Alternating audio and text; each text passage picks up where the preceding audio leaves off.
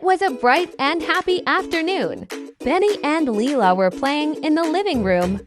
Look, Lila, my toy car is super fast. Vroom vroom, wow. And my teddy bear can fly. Wee. They played with blocks, cars, and teddy bears.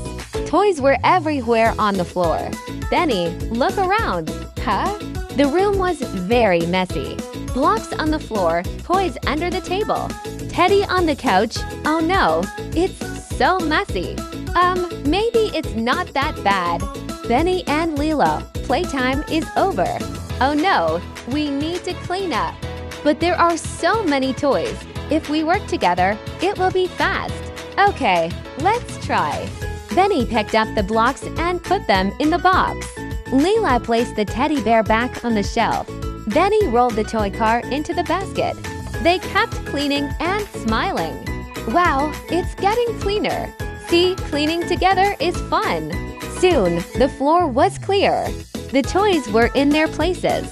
Great job, you two, we did it.